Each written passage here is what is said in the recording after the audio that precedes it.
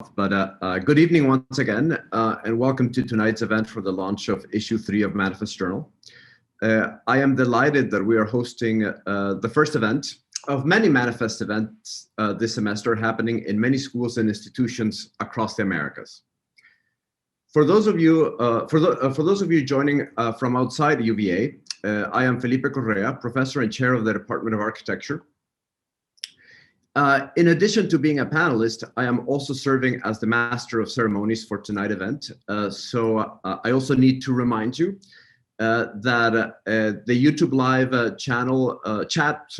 live chat is active. And if you have questions as we go through the event, please type them. You do need to be signed in to YouTube via Google to be able to do that.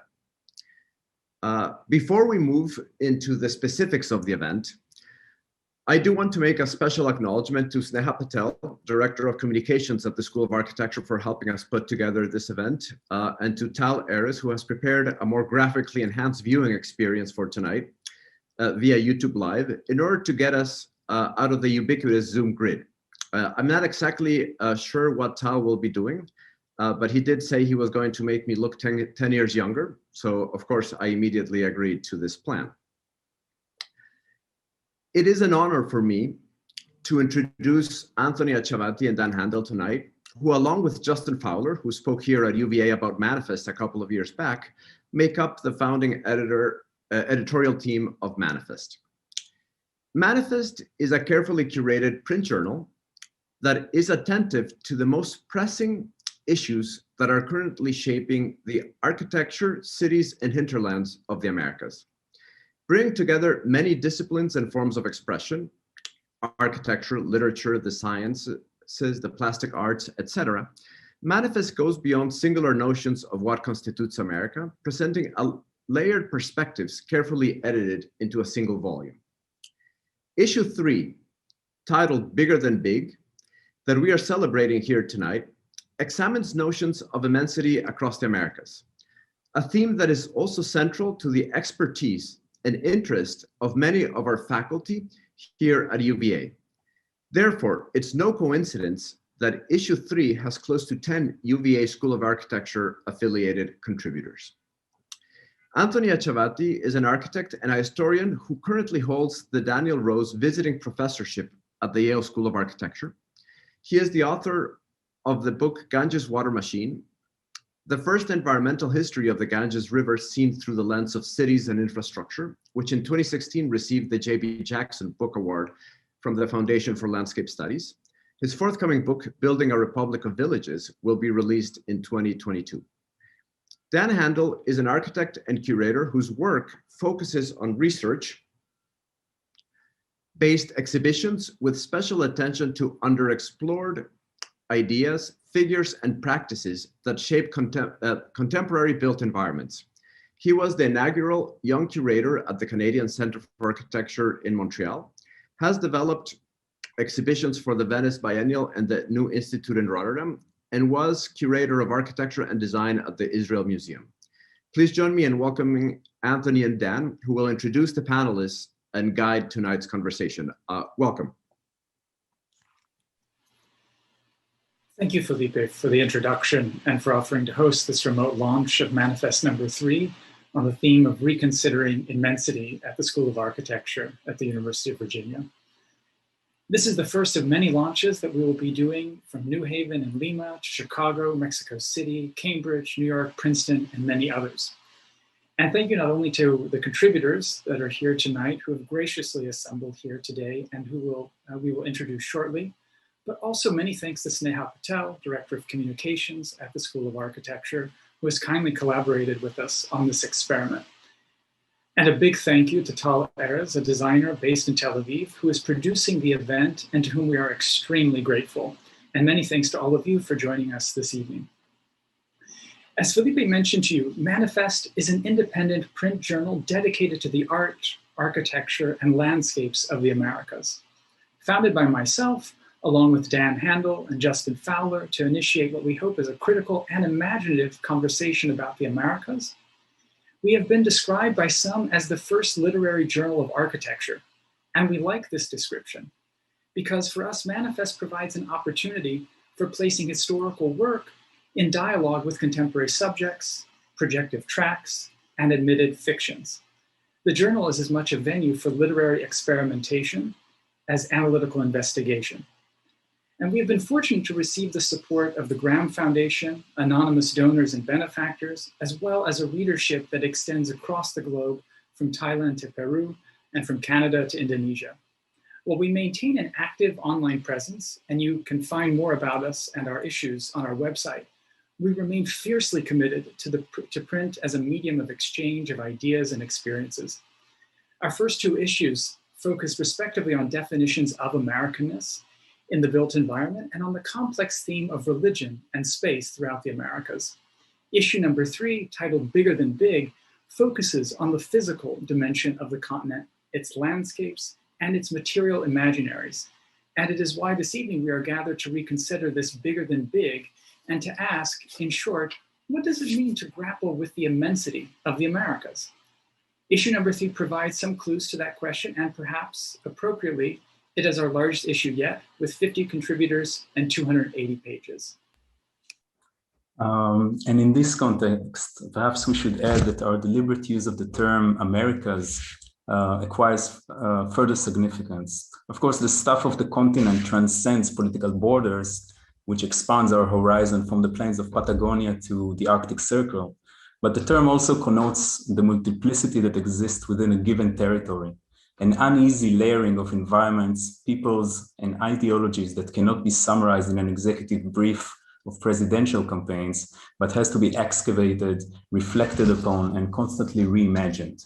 So this evening's conversation will highlight propositions that have taken seriously the bigger than big, as we call it, design and representational experiments aimed at narrating, framing, or enacting the American continent and the forms and ideas which it animates. For this evening, we have organized our panelists into 3 categories, namely matter, description, and reimagination. We will briefly introduce each of the speakers with the bios they shared with us for publication, briefly describe their published piece, and then ask each of them a series of questions. Once we have asked questions of all 3 groups, we will then be happy to accept questions from the audience via, as Felipe mentioned, via the YouTube Live page. And to that end, let us introduce the first panel and our exciting panelists. So welcome and thanks for being with us again today.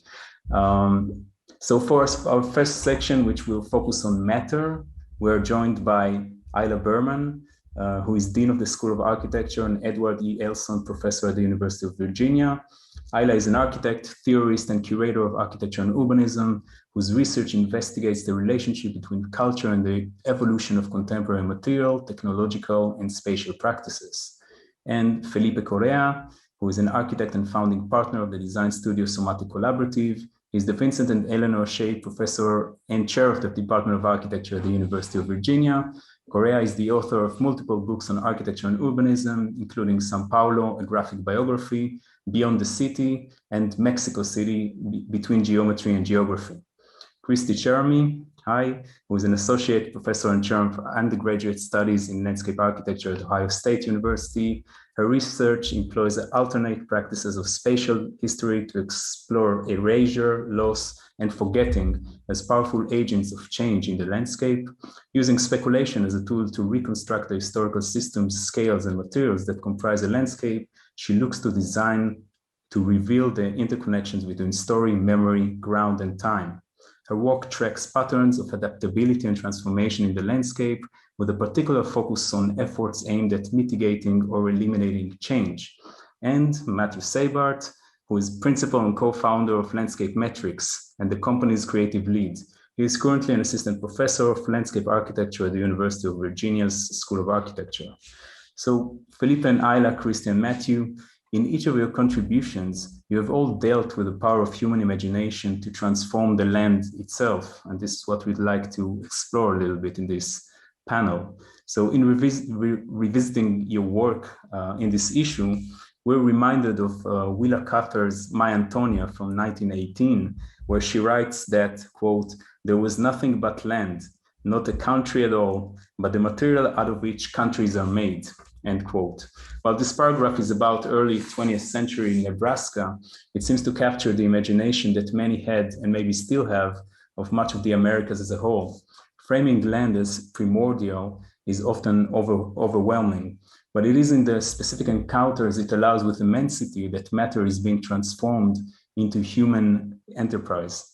Felipe and Ayla, in the conversation between the two of you about Felipe's book, Beyond the City, Resource Extraction, Urbanism in South America, you two discussed how the extraction of matter determined the rationale of settlement and urbanization throughout much of the South America's supposed hinterlands.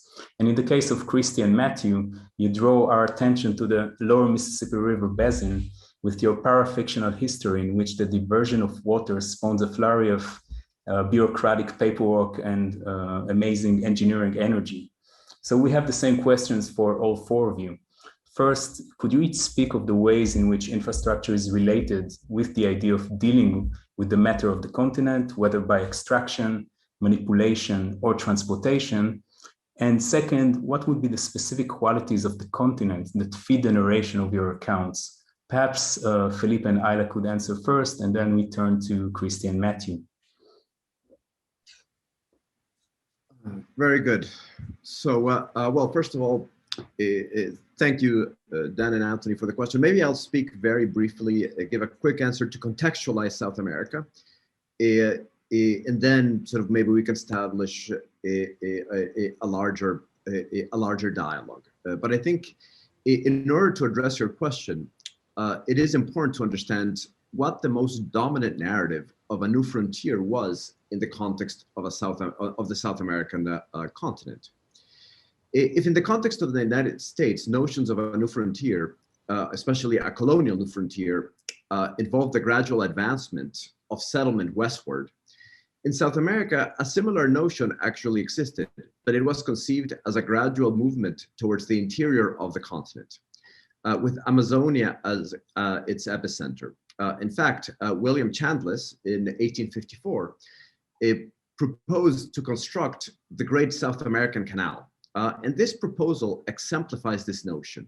This was a major hydrological infrastructure that would unify the three major South American rivers, the Orinoco, the Amazon, and the Paraná, into a grand canal that would connect the resource-rich interior with global markets. Well, the canal was never really built. The canal project exemplifies a coast-hinterland dynamic where resources from the interior are brought into key port cities that control capital and then distributed to global markets. This dynamic that is still very present today set the stage for an incredible laboratory of ex novo cities built from scratch throughout the course of the 20th century. So in this context, I would argue against perhaps one of these premises within your initial question or initial framework, which is that territorial networks were solely built based on the logics of resource extraction. I would argue that economies of resource extraction established a canvas for a series of experimental projects where architecture played a pivotal role in defining how societies were inscribed and administered, bringing many other spatial values beyond those shaped by the utilitarian nature of the resource extraction process itself. These ranged from the construction of Belo Horizonte, for example, a brand new state capital tasked with constructing a new Brazilian subject through architecture and urbanism, to the construction of full services, autonomous cities in the Atacama Desert, one of the most barren geographies on the face of the earth. So in that context, I think today, it is very important to also question how the disciplines of architecture and landscape architecture, also a very important aspect, sort of discipline within this context, should approach this territory today. In a context where notions of primordial land have been debunked, it's known now that, for example, the Amazon was historically much more urban than what we thought previously, and that very large populations lived within this context. So I think this idea of primordial land has to be rethought. I think there's another concept that's very important that has to be rethought, which is that we no longer live under developmentalist government mindsets, which fueled a lot of the projects that are actually documented in the book. So in this context, for me, the larger question that I would put on the table is, what are the larger imaginaries that the design disciplines can advance, given the larger sort of set of territorial networks that resource extraction has put as a canvas within the landscape. And maybe with that, I'll ask Ayla to continue the conversation. Thanks, Felipe. I mean, my conversation with Felipe in the journal focused on how infrastructural logics and territorial dynamics have participated in the formative processes of cities in South America, the subject of his book, Beyond the City. I'm going to take a slight detour from our conversation. I wanted to first perhaps talk about infrastructure not as a material thing, a system of public works for the extraction and conveyance of material, for example, but as an abstract framework and organizational system that operates to capture and contain matter in order to instrumentalize it, which is part of what we do within our disciplines. That infrastructure is first a form of conceptual manipulation before it becomes an actual one. And since I'm sitting looking out onto the lawn at the academical village of Jefferson, I'm going to go a little bit north.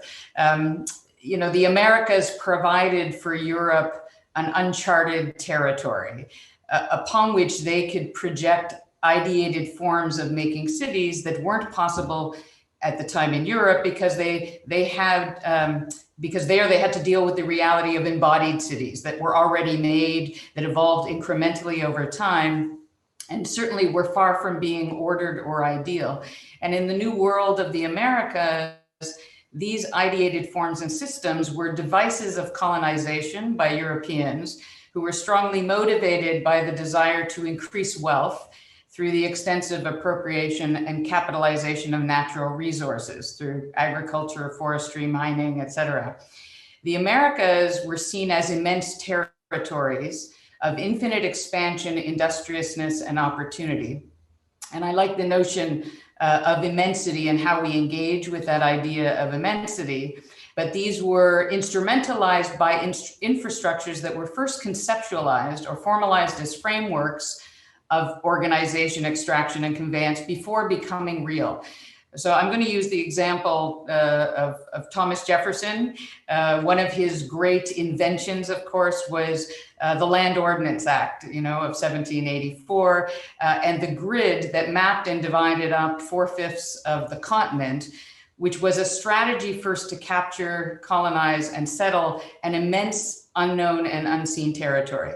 The nation became knowable first and was first instantiated, we could say, as a nation through the map and its gridded infrastructure. And so this is not a material infrastructure per se, but a formal one. And these are the devices, obviously, that we use not just within mapping and cartography, but within architectural design.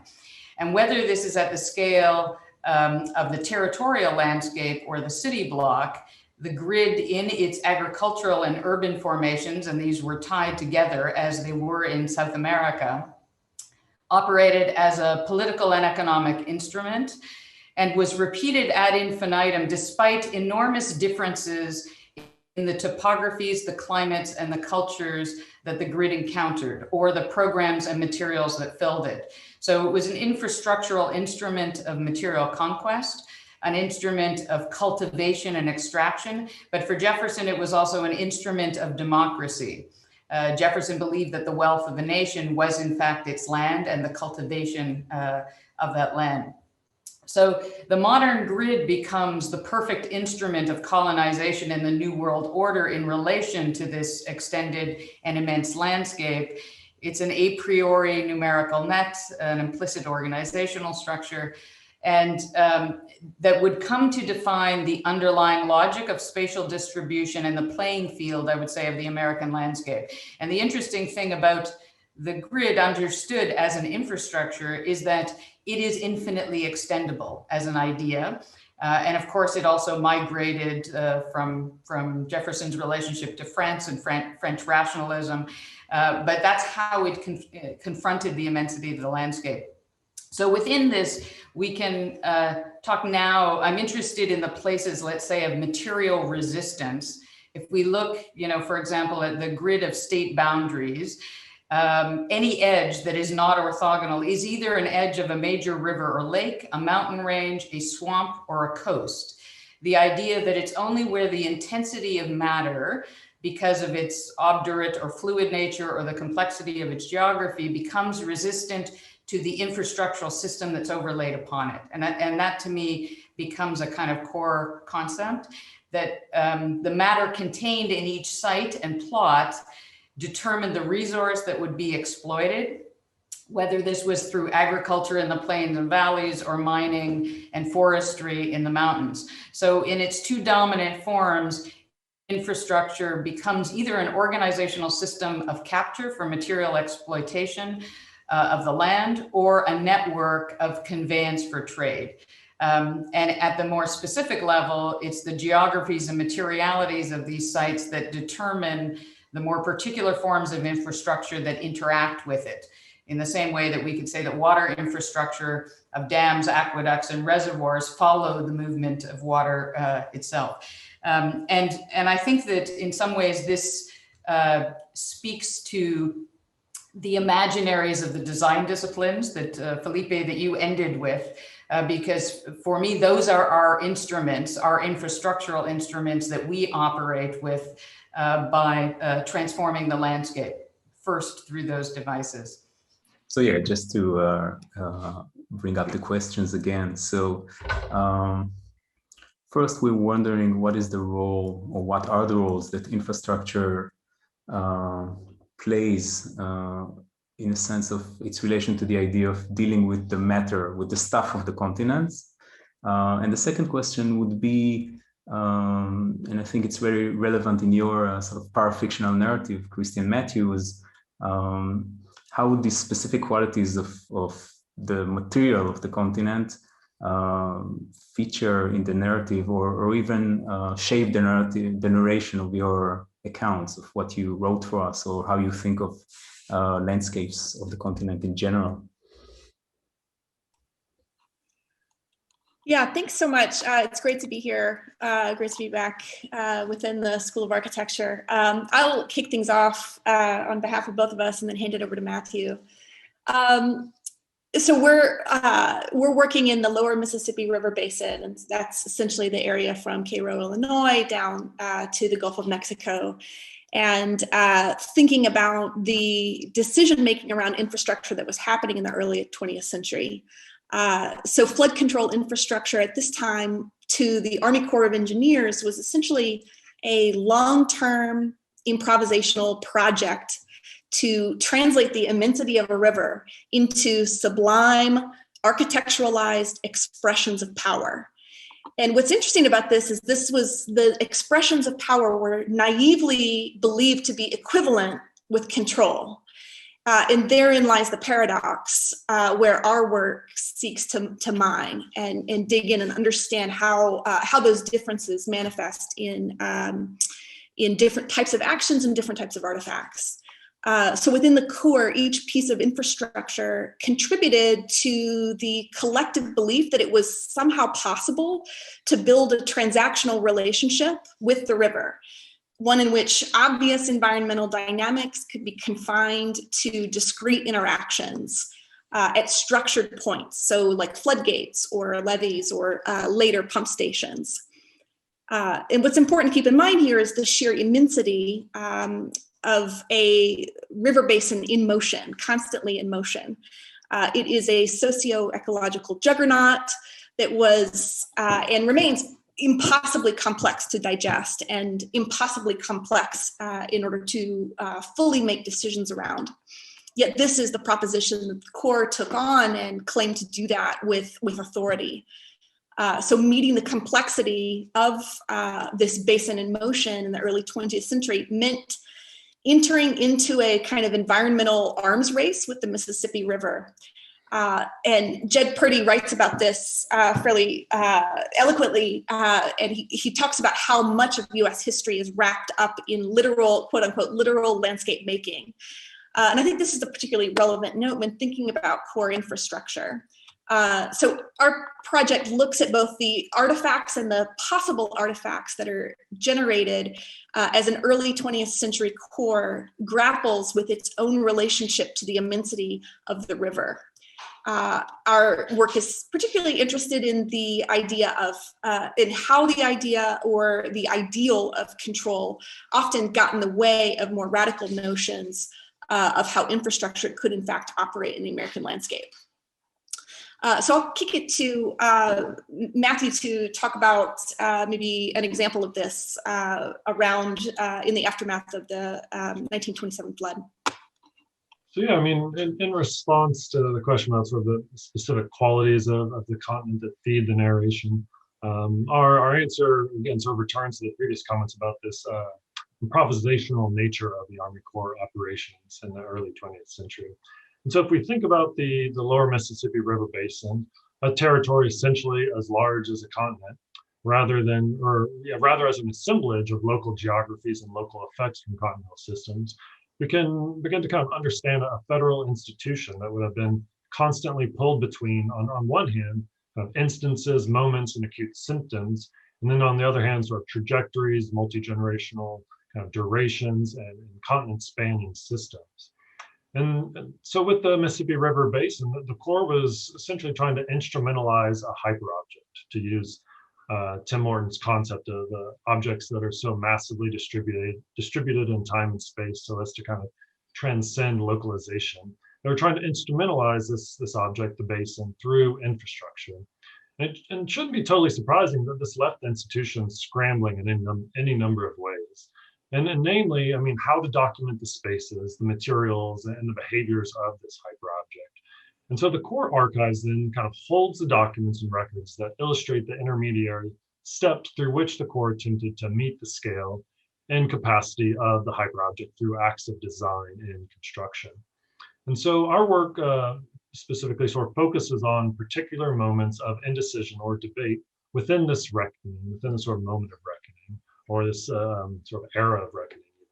And so, for example, when the idea of a spillway was first debated, contested, and visualized within the Army Corps of Engineers, there was a whole debate between sort of a spillways only policy and something more that would include, levies only policies and a policy that would include spillways as a sort of release valve of kind of directional control. And so ultimately, by introducing parafictional documents to that record of events, we can tease out the potential multiples. We can recover erased spaces and memories, or even sort of test unfulfilled spatial trajectories, meaning we can expand notions of the capacity of infrastructure to really shape our memory and code our future.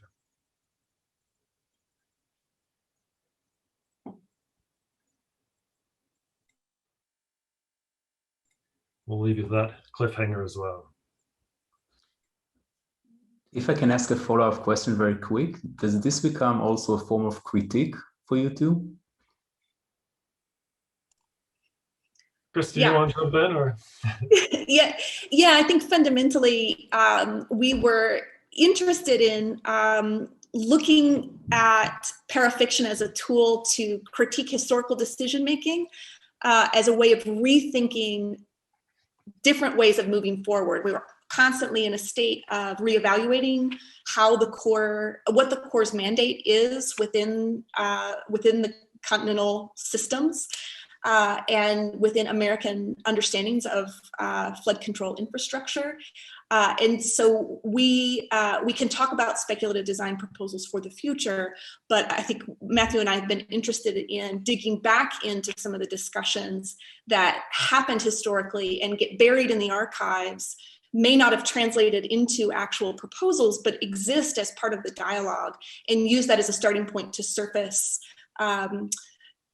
scenario building moments that can help us think about a way of critiquing the Corps and envisioning a different future. Yeah, I'd also kind of add, would argue that this sort of parafictional design research really kind of instrumentalizes design beyond the convention of kind of both the projective proposal and historical research into this sort of territory where history and the writing of history really disciplines fundamental to the formation and evolution of social ideas, realities, and imaginaries is now a medium to kind of interrogate through the eidetic tools and techniques of design. And I think that's really powerful.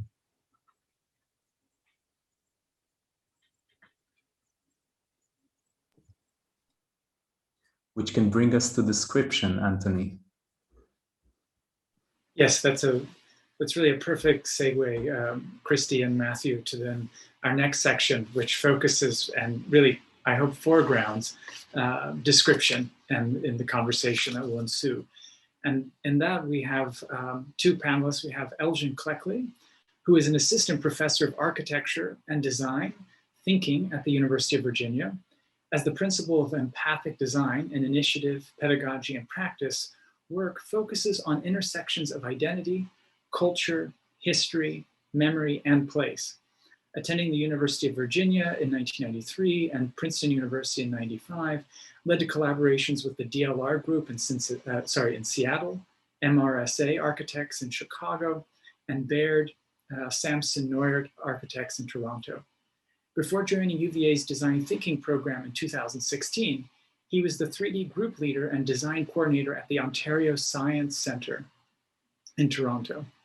Empathic design activates design studios, seminars, grant projects, and current design projects such as the Charlottesville Memorial for Peace and Justice and the City of Lynchburg's Darrington Neighborhood Plan.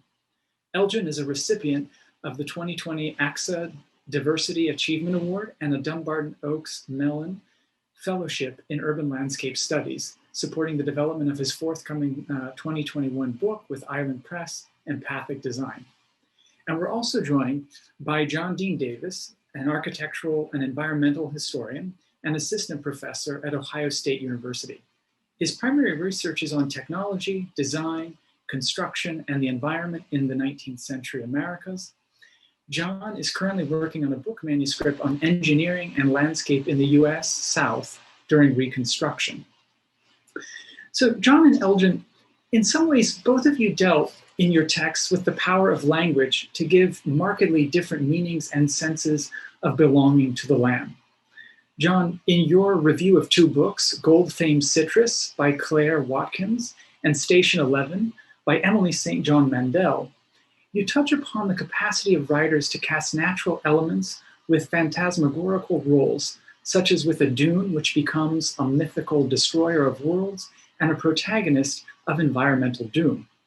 In Elgin, your text challenges the mythology of an all-American experience of a coast-to-coast trip and foregrounds how vastness and immensity of the Americas wield tremendous power in policing the movements of many and the color lines they inscribe. We have two questions for both of you. And so the first one is, could both of you highlight specific moments in when someone's description of the land in your respective pieces significantly altered your perception? And a kind of second part to that question is really, as opposed to some narratives, description takes its cues from reality. What would you consider the role of description to be in the work of spatial designers? Maybe we start with Elgin and then go to John. Thank you very much, Anthony, and happy to be here. Looking at this idea of altering perception, the core reference for my piece is Isabel Wilkerson's Warmth of Other Suns, and its symbolic descriptions of changing land from wet green to dry dust alter your perception. Wilkerson describes the westward journey of Robert Joseph Pershing Foster. Foster was an ambitious surgeon. He journeys from Monroe, Louisiana to California to escape the caste system of the South in April 1953. It's a journey of nearly 2,000 miles that he found out he'd have to do without stopping. In the section of the book titled Exodus, we feel like we're a passenger behind the wheel of his 1949 Buick Roadmaster, burgundy with white tires, sharp-toothed grille. Foster recalls stories of a motel in Lordsburg, New Mexico, which is about 766 miles away, that will take in black lodgers while driving over riverbeds through the Stockton Plateau. He gets parallel to the Texas Pecos Trail near Del Rio.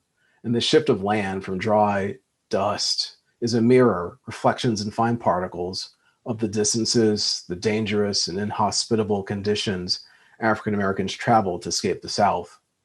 Years after the fact, he'd remember in vivid detail the exhaustion of driving west across Texas, without knowing where segregation ended, where he could find a place to sleep, where he could even safely stop his car. He kept an eye out for Confederate flag bumper stickers, and he wound up traveling across 3 states without rest. From wet green to dry dust, from Jim Crow to James Crow, the shifting land, things were no different, and to Foster felt even worse as it wasn't the South. It's too late to turn back, and now what on earth am I heading to, he said.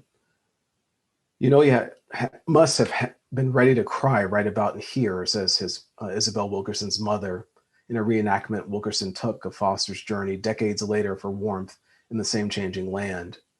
Retracing this migration route, the Wilkersons navigated the dry dust, not able to reenact the most painful aspects of the drive.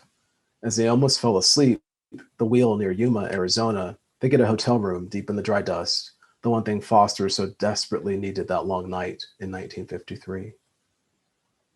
And for this second question, this idea of looking at description, the cues from reality, this idea that description needs to take inclusive spatial goals, it requires discourse consisting of empathic narrative development. Those cues from reality tell a full narrative in our detailing. It needs deeper investigation and open discovery of layers of natural, social, cultural, historical, and economic. Isabel Wilkerson's methodology speaks to this in the creation of Worth of Other Sons, also the way that we speak about ourselves as a university, recognizing the lands of the Monacan people, also acknowledging the enslaved laborers. But Catherine McKittrick and Clyde Wood speak to this in Black Geographies and Politics of Place. This idea of spatial understanding, which is mentioned in the piece, starts at the door of no return, transatlantic slave trade, and then also moving across the mysteries of the ocean floor. It sets to the slave market in Charleston, plantation order, Jim Crow surveillance. What's important here is to include social spatial events so that we can start thinking about how lives of subaltern subjects are shaped by and shaping the imaginative, three-dimensional social and political contours of human geographies.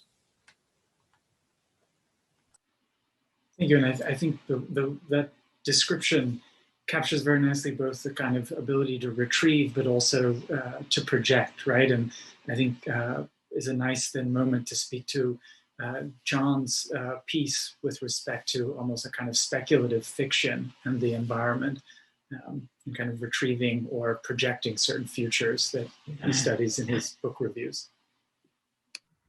Right. Yeah. Thank you, Anthony, and thank you to all of you for inviting me back to my alma mater here. This is fun. I'm going to say that this time period coincides exactly with my daughter's bedtime, so you might hear some sounds of resistance from downstairs. Don't worry about that. Okay. So to answer the question about the kind of the description that was personally moving. So Claire V. Watkins's book is pretty wild. I highly recommend it if you haven't read it. It's the kind of the protagonist of the book is this gigantic sand dune in the Mojave that is getting bigger and bigger and bigger, and it's like eating cities, and it ate Las Vegas, and so this kind of looming wild landscape that it represents the climate crisis, and she takes several attempts to try to describe it, but always kind of her characters always kind of give up describing it because it's impossible to describe. So she writes about it. She says that trying to look at it is like a headache where our eyeballs scraped the limits of our vision, or rather our imagination, because it was a painting we were seeing that we stood at the sanctioned rim of the real deal. So I in kind of thinking about this question and about kind of speculation, I think language is important. And I think also it's important that your perception is always personal, and it's always going to be kind of autobiographical.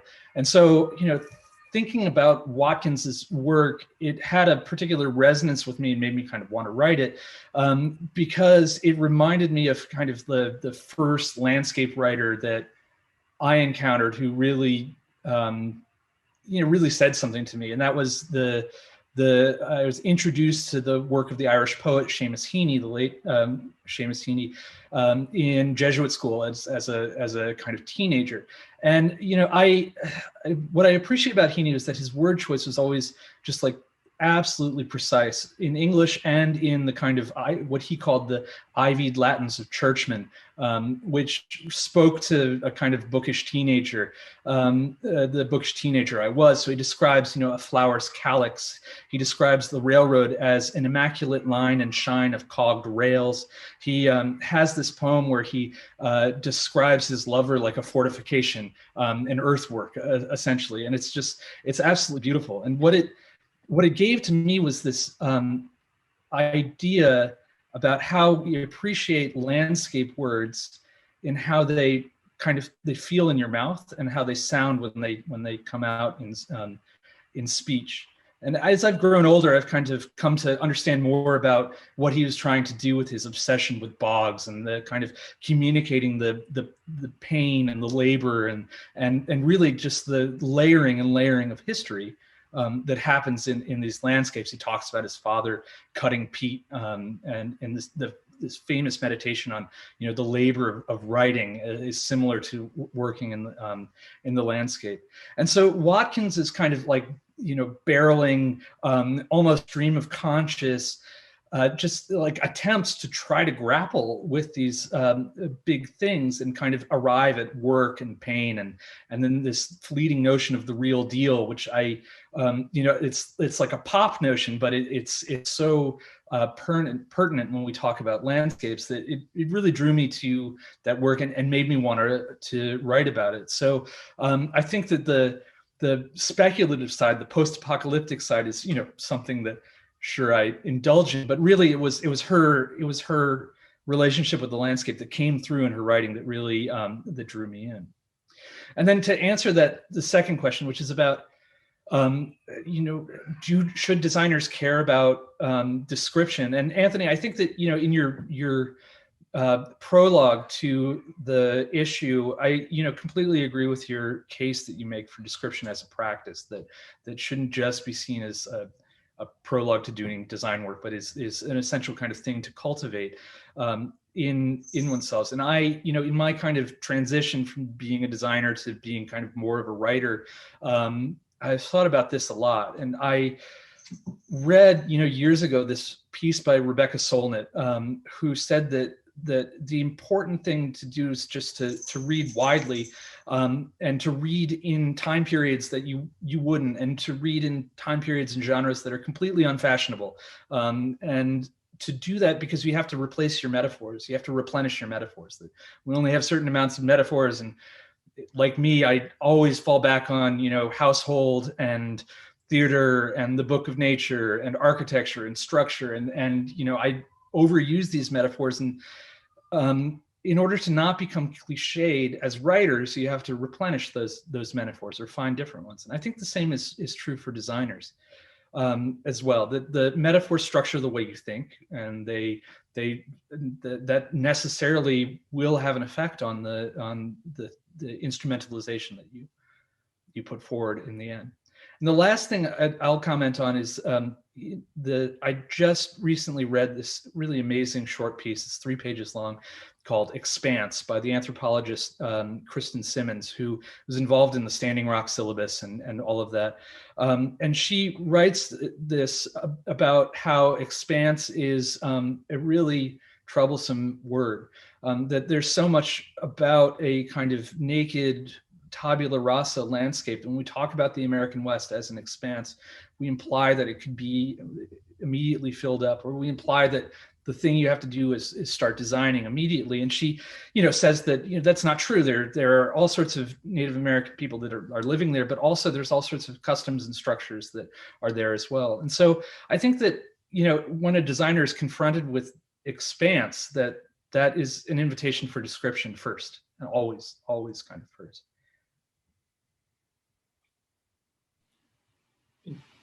Thank you. I mean, I think both of those responses were fantastic. And if I have a kind of very pithy follow-up question, because of just how provocative and evocative both of your contributions are to the journal, it has to do with a sense of the subjectivity of immensity that I think you both touch on in markedly different ways.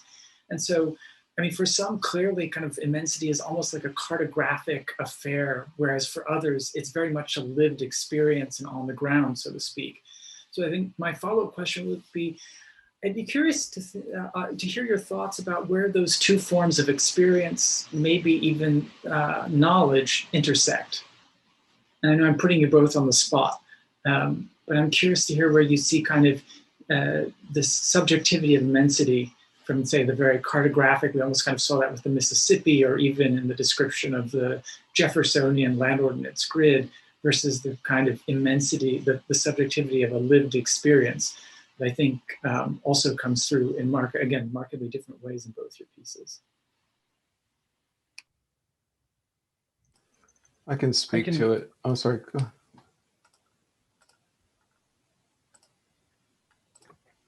Go ahead. Go ahead, John. Sorry. Okay. Okay. Sorry about that. So I'm at the risk of cannibalizing a paper that I'm going to be giving about Reyner Banham in like 2 days, but that's okay because it's to a different audience, so we can just pretend that I'm not saying the same thing here. But so Reyner Banham, goes out in the desert and he has this religious experience in the West. He sees this telescope, he's a British architectural historian. He's really an art historian from the Courtauld, and he sees this like the solar telescope with this flaming orb 200 feet above the desert, and he just has this epiphany where he says that it obliterates all of the iconography that he learned at the Courtauld, and is a changed man afterwards. And I think that the only reason why he could have that experience is because the American West is so completely engineered and is just like that he's not seeing nature out there. He's seeing this totally constructed concentration of all of his hopes and dreams as a futurist. And Don DeLillo talks about this too in his famous novel Underworld, where there's the guy driving through the desert in his rental car sees the rental car as the culmination of everything about America. It was like this stupid generic Ford sedan that he's driving is like the culmination of everything essentially out there. And I think that there are these moments that we would say are banal, but really represent all of the forces that are there and are present. And I find endlessly fascinating, and I try to get my students to find them fascinating too, with some luck.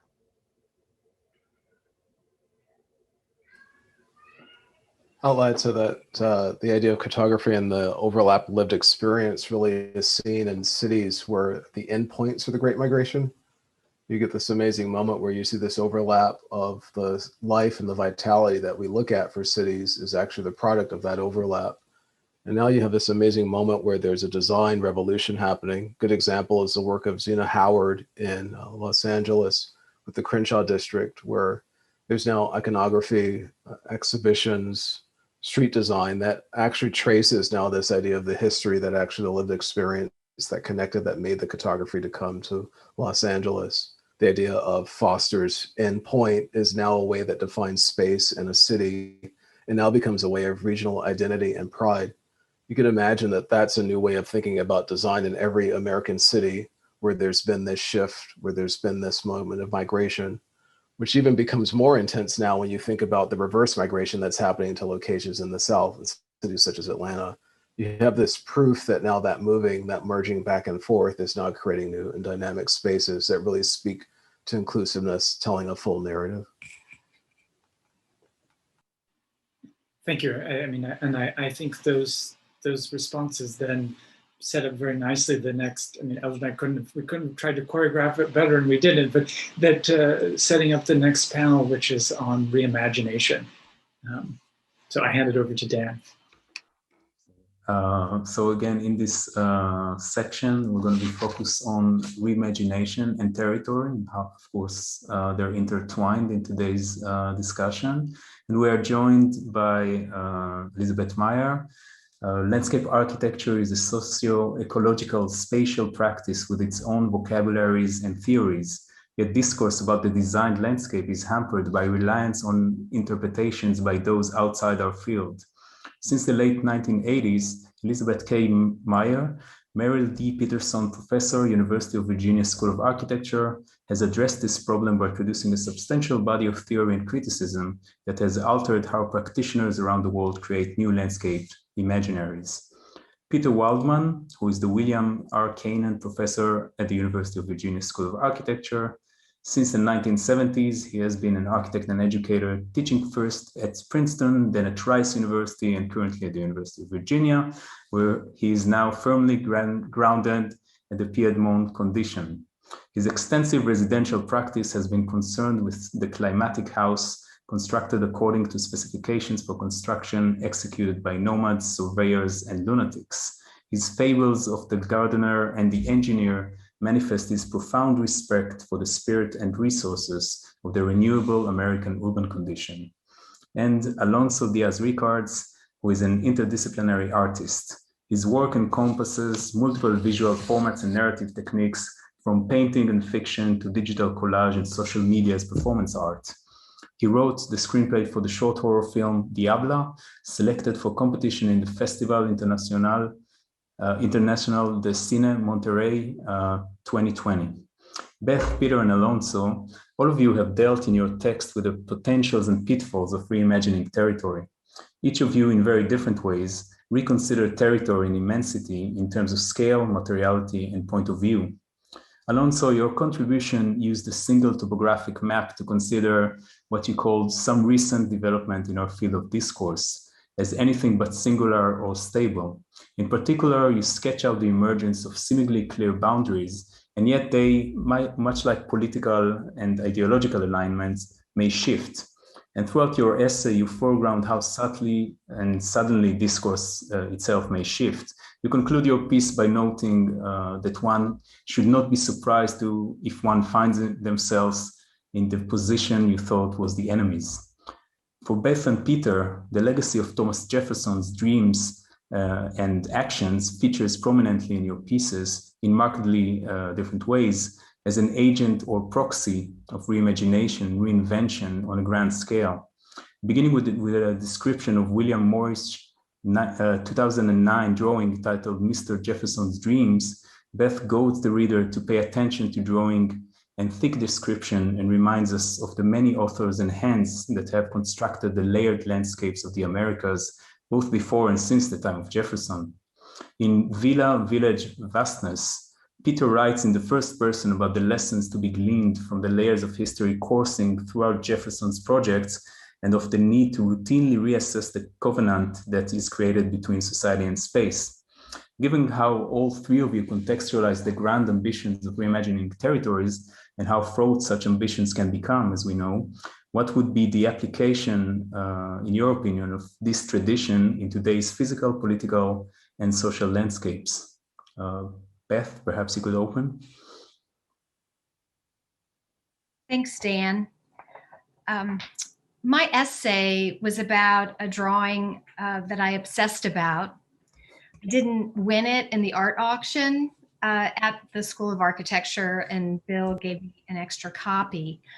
I want to say a word about his background because I think that helps to understand the context for the drawing and the question that you've posed to us.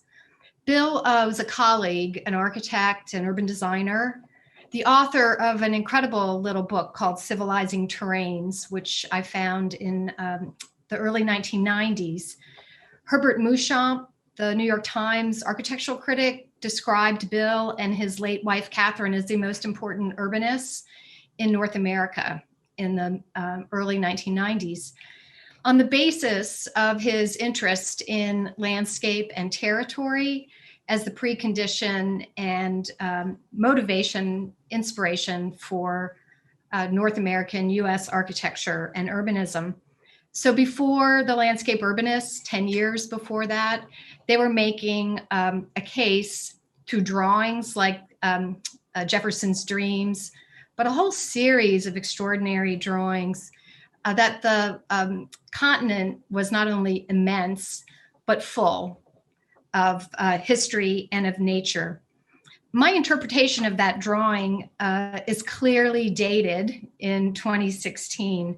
It's a snapshot of the drawing as I saw it then, a simple line drawing of figures and fields and flows that fill and animate our vast continent, the works of colonists and Native Americans, the movements of birds and beasts, and all kinds of infrastructural systems. Underlying all, landscape is both a source and a resource. Today, after a quite extraordinary couple of years, I read the drawing very differently. And I want to just share a few sentences from my essay to help you understand why that is. Morish's drawing does not depict America as a dichotomous geography of red and blue, rural and urban, but a territory of socio-ecological entanglement, undergirded by myths and dreams. I wonder if we have the audacity to challenge old foundation myths and create new dreams. Who benefited from the bounty that the United States and some of our ancestors accrued through the exploitation and exploration of this marvelous territory? Who lost or was marginalized during that process? And what are the contemporary moral obligations of recognizing those entanglements, as well as those of the human and the non-human? I can't help but see my blinders in those questions and in Bill's thick descriptions of the American landscape. Yes, a remarkable territory full of nature and history, but silent on 400 years of lived experience, labor and life of African enslaved laborers. The drawing makes me think how much I love that landscape and how much I still have to learn about it.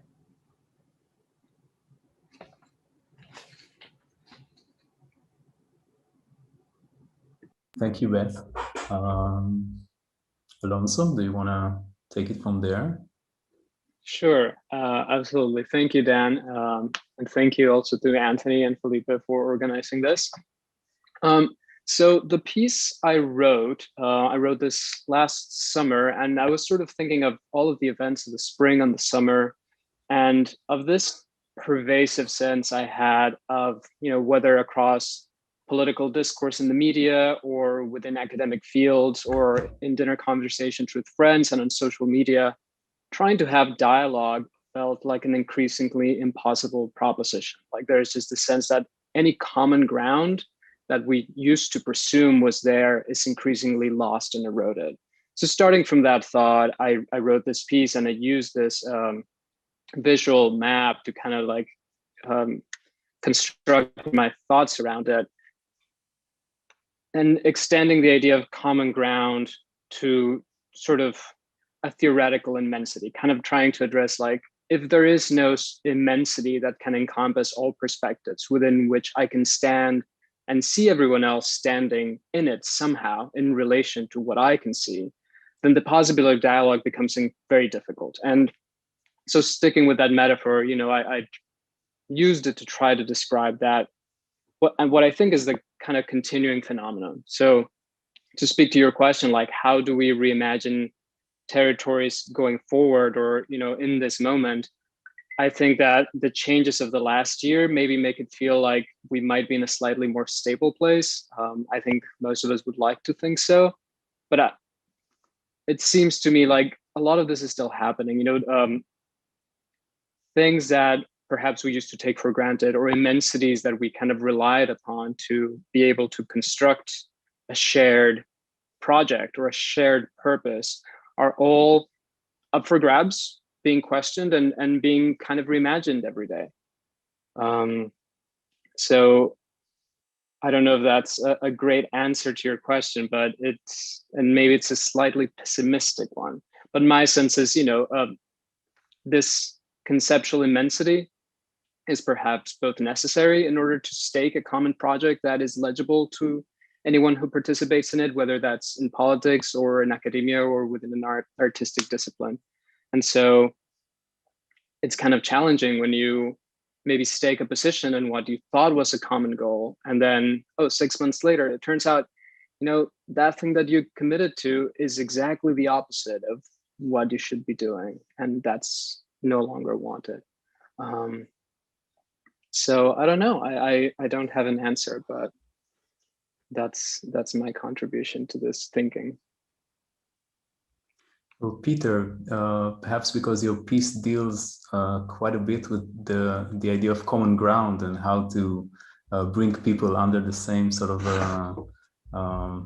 frame of thinking and discussing certain subjects, perhaps you could elaborate from there.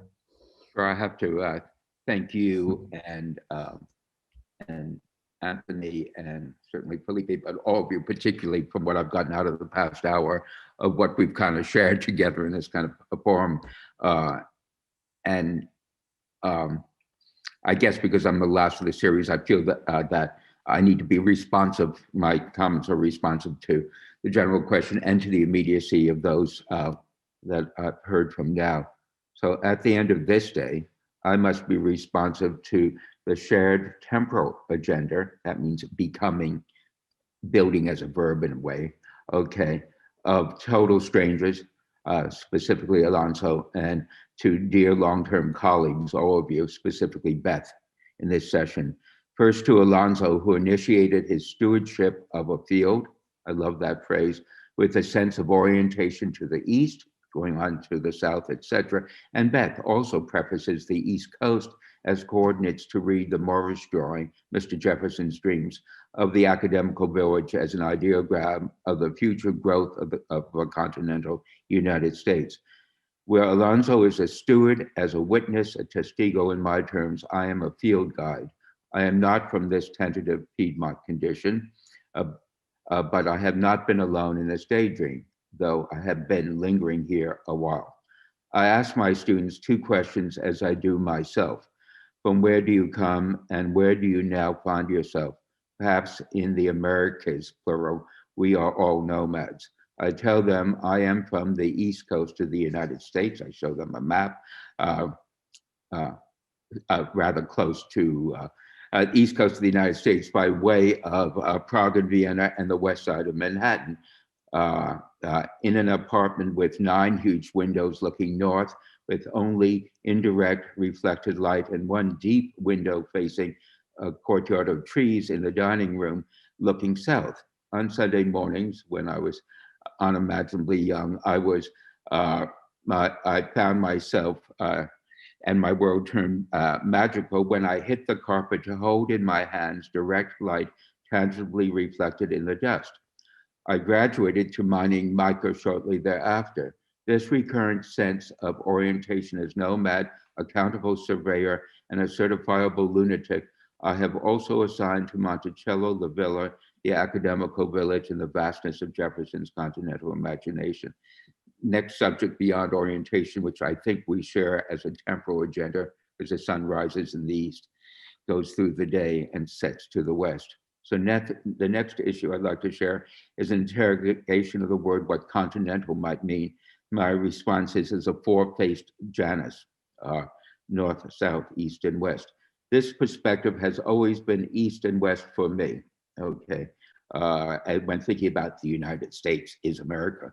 But ever since 1967, the connective longitudinal line from New York City to Princeton led me to my Peace Corps years south of the equator onto Arequipa, Peru, which was 50 miles, by the way, though it's the same straight line.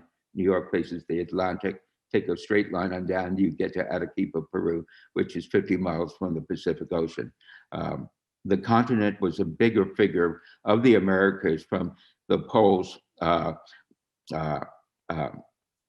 stretching beyond between the Atlantic and the Pacific, united by one north-south longitudinal line, where I was part of, at that time, Judy Collins, both sides now, a fortuitous adolescent moment, all which refers to my appreciation of Jefferson, not as a heroic figure, but a growing one, and a reimagining one, I guess I could say. Finally, as I recount, guiding students of future generations, I am never alone on this journey.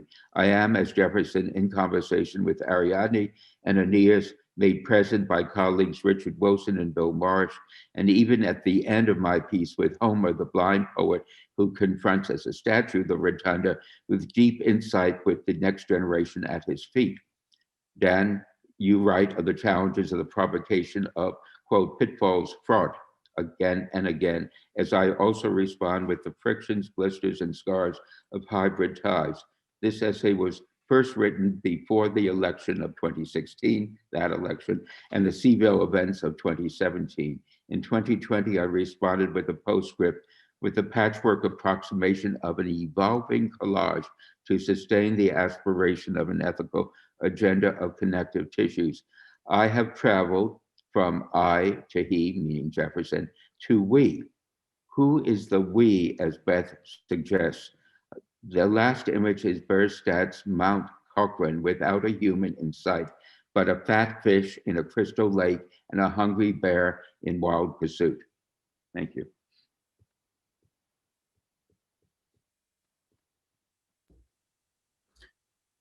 Thank you very much, Peter. Anthony, perhaps a follow-up question from your side? Certainly. Thank you. I thought those were both, well, not both, all three were nice setups for, I think, a set of questions that have animated the discussions that Dan and I have been having about the project, and certainly the three of us as editors with Justin. One is the kind of obviously bigger than big is a kind of spatial concept that has a lot to do with sheer size of the continent, etc. But I was wondering if any of you, and the three of you, and then maybe even more broadly, could elaborate on how we might understand immensity, especially this group of you, as a political project. It seems to me that you're each of you in very different ways are speaking to that, and certainly not just in the work, but in the responses you gave to the questions that Dan posed to you about immensity as a kind of political project. What that entails, it's, I guess, to use the language that Dan mentioned, kind of its possibilities, but certainly also its pitfalls. Maybe Alonso, yeah, you should take it first. All right. So, I mean, I think from today and also from a lot of the writing in the issue, we're familiar with this idea of American expansion and kind of the problematics of that historically. And I think we want to get away from that sense of like immensity. Any type of immensity politically means a totalizing vision and is kind of undesirable. But in my piece, I'm also interested in immensity as possibility. And so I guess I liken it to the idea of the commons. And I think, we can see that on like as a political platform, but I also think about like the virtual immensities of like social media discourse. Every time we have a new social network, there's this utopian Silicon Valley kind of promise about what possibilities that will mean. And so it's a sort of virtual immensity that we always encounter, and it gets politicized and it becomes fragmented and it becomes warped and distorted and maybe poisonous. I mean, we can think of like the evolution of Twitter all the way up to like last month and, its current kind of condition. So I think the politics of immensity can also work in that way. Like, how is an immensity, is like a premise of immensity necessary for political communication to occur? And how do you maintain it? How do you keep it productive?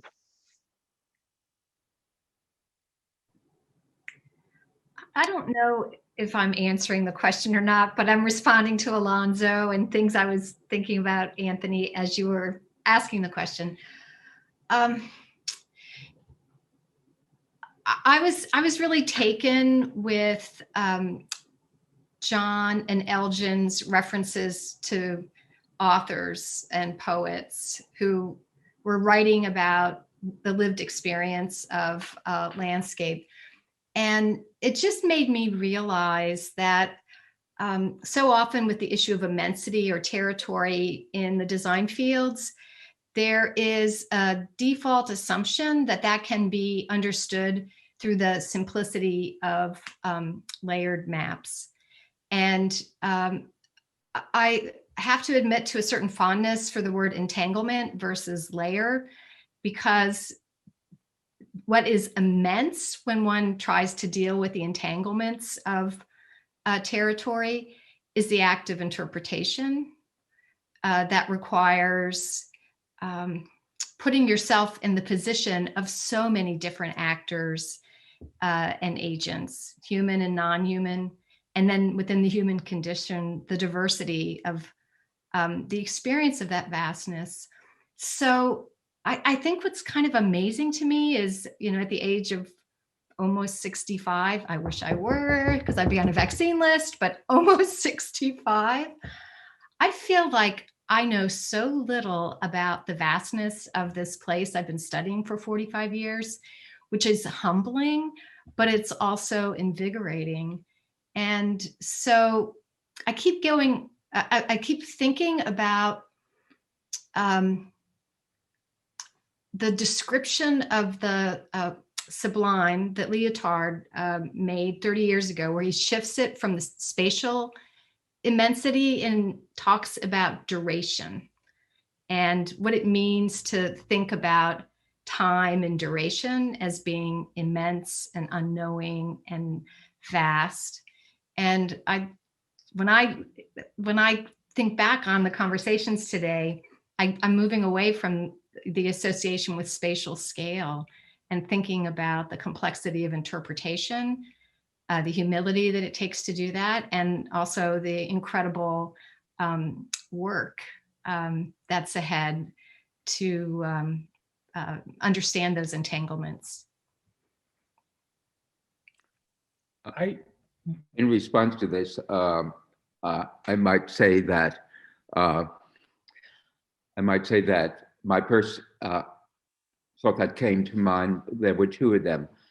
When I was 5 years old, I went to Madison Square Garden and I saw Ringling Brothers' three-ring circus, etc. It was vast, it was immense. There were animals, there were humans, everything was just happening across time, to use that temporal agenda. It was like the kaleidoscopic thing of the entire world within this,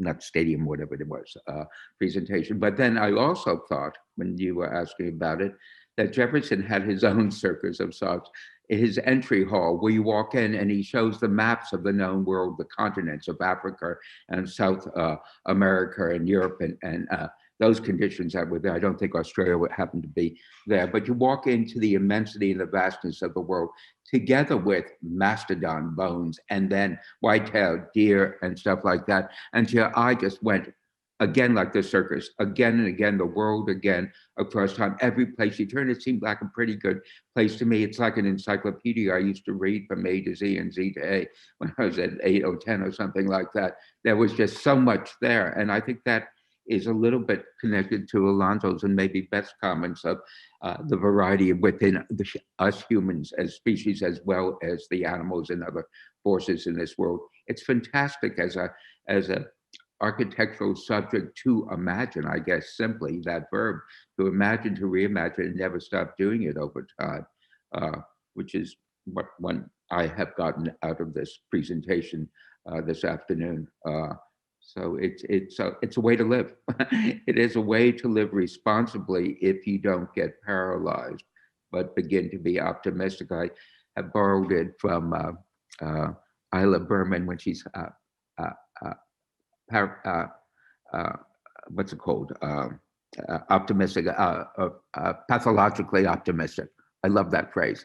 You used it the first time I encountered you, and I think that is maybe what the ethical essence of what to be in this place, in this continent, in this hemisphere condition, or in this world, I guess, to be pathologically optimistic, to be able to render visible in our minds the possibilities. Okay, thank you so much for the three of you for these comments. I think they're really thought-provoking, and as we move forward to open the floor to questions that we didn't author, which I think is a welcome change,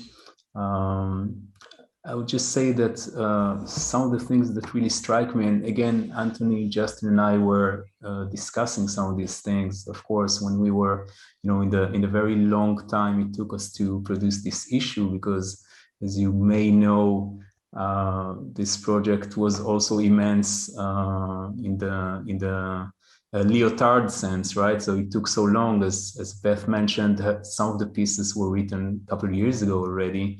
And we have some of these conversations right now about how much time it took to tackle immensity, right? So it was so complex in a way.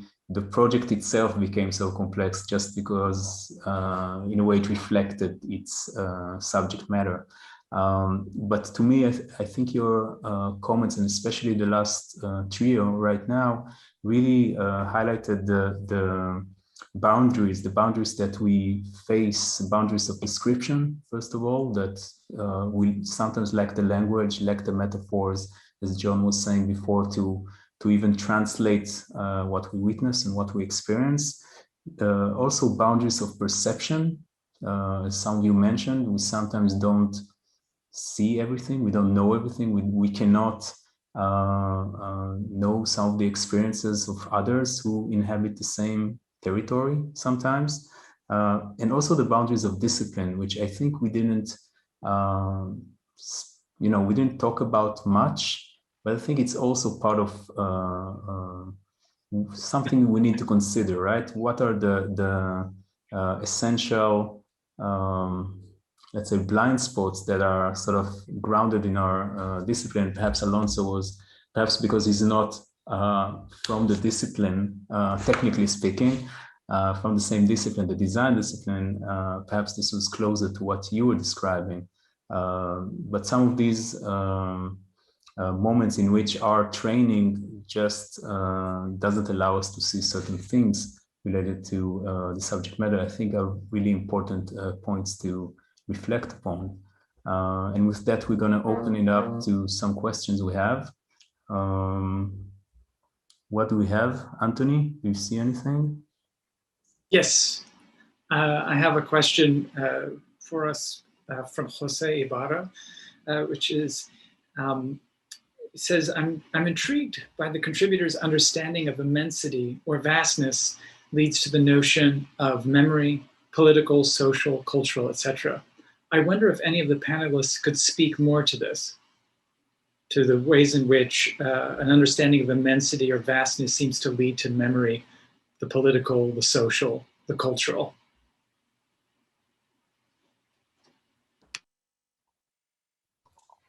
Even though this certainly wasn't the territory that I started with, maybe I could frame this, and this is coming off of Beth's comments in relation to the notion of duration, let's say, as the thickness of time, or the idea of immanent and embodied time, that we can think about two other kinds of immensity.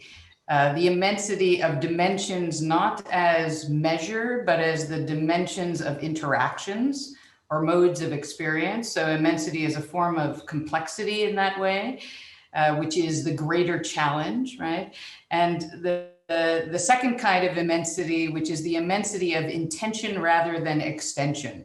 That on the one hand, we've moved beyond the notion of territorial expansion, to the global and the planetary. And at the same time, the great challenge of let's say, the immensity of intention as a kind of depth or thickness to things, and whether that's the, 400 years of labor and life hidden, right? That Beth had referred to, whether it's the stories, the memories, the things that are unseen, that's a kind of complexity and immensity that goes far beyond the way that we think of territory in extension. And I would sort of start it with perhaps that. Yeah, I think, Isla's comments resonate with mine, and I might just say something that's so pointed that like I might take it for granted, but others don't. So much of the reading that I've done about the term landscape ties vastness and immensity to national identity in the United States. And that there's a certain conception of the emptiness of that land and its kind of openness for exploration and discovery. There are so many myths and memories embedded in the word immense and vast when it comes to the North American condition and to US national identity. And there's so many memories that are suppressed and so many lived experiences that are ignored when those terms persist without interrogation. So when thinking about the continental United States and the ways in which my own field emerges at this very time, right, in the early 19th century, I can't talk about space or landscape without talking about memory and meaning and myth. That it's not a measurable scalar thing. It is totally entangled with cultural issues. Yeah, I mean, if I could add briefly to that point, and sort of in answering Jose's question, I think that sort of on the one hand, sort of there's tying sort of issues of immensity and sort of and vastness to memory, but I think also to political dimensions and perspectives of immensity that benefit certain points of view more than others, right? So, for example, if you look at it in the context of South America from the perspective of resource extraction, the territory is immense and its operation is at the level of the globe. In fact, the #1 resource that gets extracted from the continent, it's what now has been labeled as virtual water, basically water that's hidden in other products, right? Citruses, soy, etc. So from a point of view of economic development, the vastness of the territory is immense. It's the entire continent and extends to a global footprint. If you look at it in terms of immensity through the free movement of people, for example, it becomes very different, right? Goods can move through customs with no problem. But when it actually happens, when it's about sort of the movement of people, the free sort of a movement across borders, across certain regions, there are many things that actually sort of hold back a large sort of a large percentage of the population in that regard. So it's sort of that notion of immensity, for example, is primarily tied to a political development perspective that hides many others. So I think for me, sort of in going back to the initial points of Anthony and Dan's question, a lot of it has to do with not only the way that we sort of debundle notions of immensity, but also the way that we sort of critically assess whose perspective are we sort of addressing, or which perspectives are we addressing from in regards to sort of notions of immensity.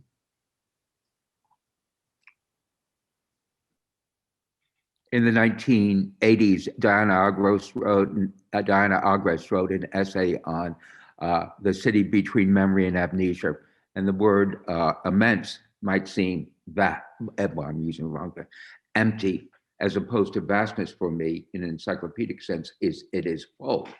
So I choose to use the word vastness, not big, which is dimensional perhaps, but vast, within which one enters into it, not because it's empty and exploring there, but actually full of the vitalities, temporal and natural and everything else along there. So the curse of amnesia, which is what very often we're going through now, is when people are forgetting the utility, perhaps an appreciation of history, okay, and all these stories told, mythic, etc., that actually still might be vital in it. And so it is the fullness of knowledge, to get back to, I think, an earlier question about knowledge, which was asked about Elgin and John. The world is very full if you take the time to read it, to see it, and to say, no, it's not empty at all. It is a field without limits, I suppose, which Alonso talks a bit about in his project, I think. So it's useful for me to think about its opposite of our current state, which I think is one is amnesiatic, if I could use that phrase.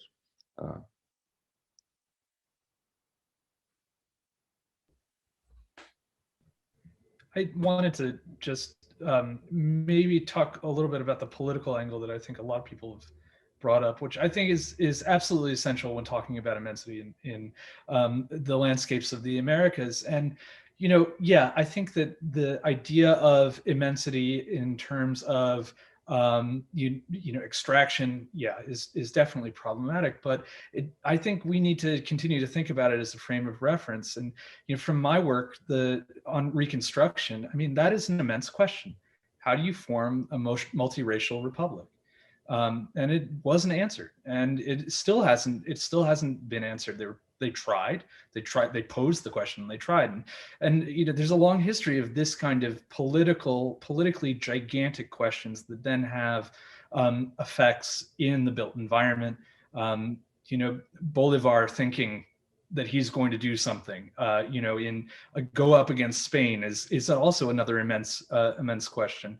And I think that if we're going to confront climate change, we absolutely have to think on the immense political scale of the questions that have often been asked in this continent, beyond just kind of what are the limits to colonization, essentially.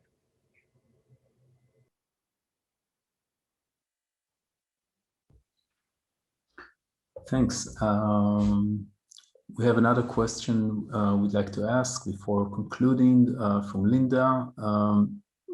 You have referred to scale quite negatively. I think she refers to us, Anthony, as a refuge for designers who fail to engage with immensity.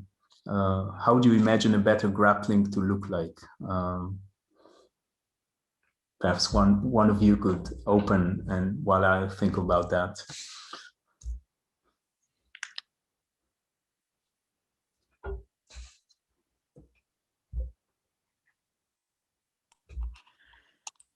One of the things that Matthew and I have tried to chase down within the core is narratives of those either individuals or sub-offices within the core that were trying to make the transition across from an institution that began as part of the War Department, but then became embedded in communities and had to absorb the stories and make decisions about people's property.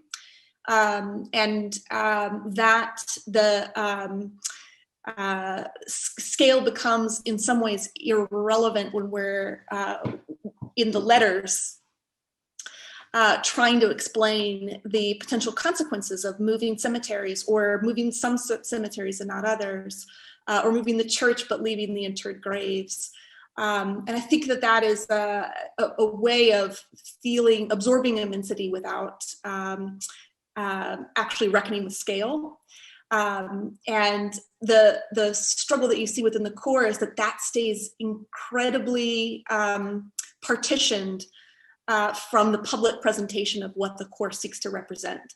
And so you see the kind of messiness of coming to terms with scale or time or temporal questions, and that doesn't have the opportunity to see daylight or find a public footing.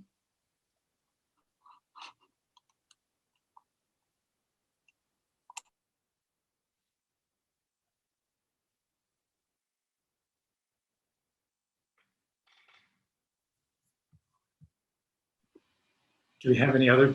Go ahead, Beth. Perfect. Well, I was wondering if one way to answer that question was to start to build on Elgin's comment about the kind of compression of distance that happens when somebody migrates and migrates back. Right?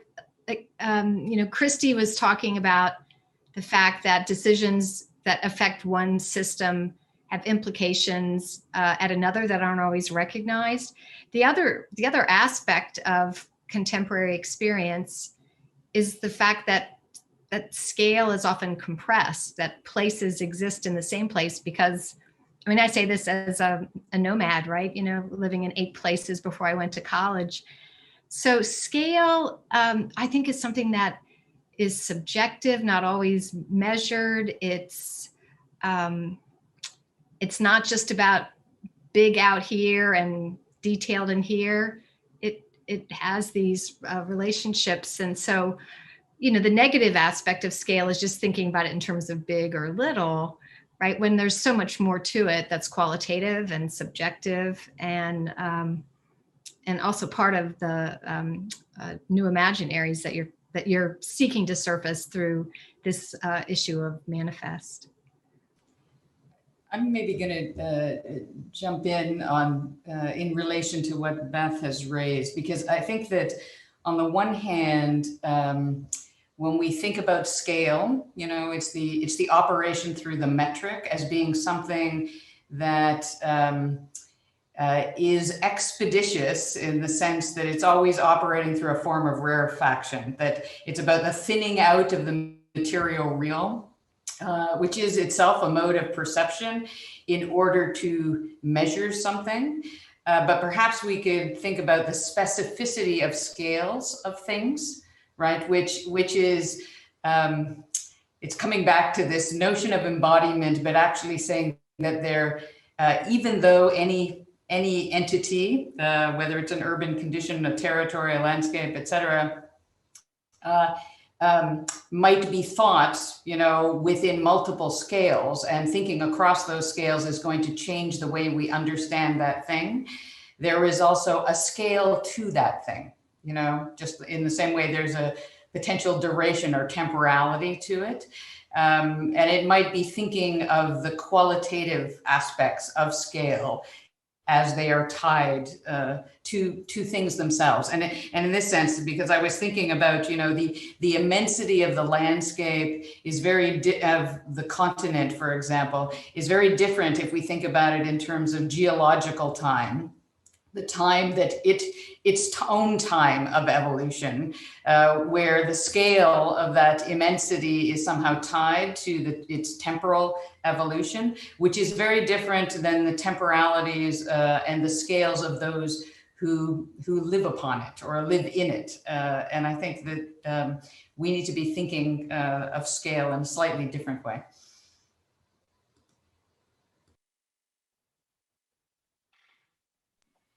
And maybe to add to some of these questions of scale and also jumping in on the duration question, I think one form of immensity that we haven't really touched upon, but I think is really important and perhaps also pertains to questions of design, is the sense of virtual immensity. If we think of the increasing amount of time and also just sheer power that it takes to, say, mine the next Bitcoin, and what that means in terms of resource extraction and how exponentially everything that our contemporary way of existing requires completely exceeds what each one of us can individually conceive or even think about clearly. And I'm just talking about like all of the machines that are necessary to keep this going. That's a sort of immensity, right, that we haven't really talked about, and partly because it kind of exists within our capacity as opposed to being a given immensity of the geographic territory that we've spoken more about, but I think it's a really important one for our times. Well, and Alonso, it's kind of perfect timing because we also got a question that touches on this question of the virtual. It's from it comes from Michael, who asks, "I'm thinking about the immensity of power and poverty for those who are subject to them. In a favorite American novel, Country of the Pointed Firs from 1896 by Sarah Jewett, an impoverished widow living on the Maine seacoast describes a chance sighting of Queen Victoria in London as the central event of her life. Back in America, she surrounds herself with images of the Queen, ignoring immense Atlantic Western prospects that surround her in favor of the intimate immensity of her relationship with memory and the Queen. The question is, what of the subject for whom even an IKEA cabinet is immense, expensive, aspirational, distant, or a subject who finds the universe in the territory of their iPhone?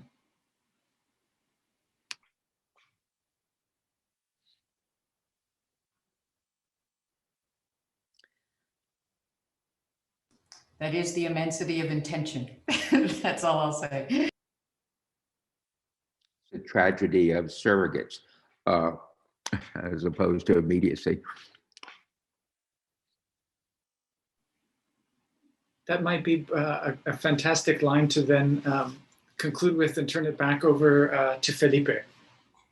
Yes, well, just a brief couple of words. One, to thank all the participants for being here today. Of course, our audience who's on YouTube Live, and especially to Anthony, Dan, and Tal, who's been sort of working very hard behind the scenes.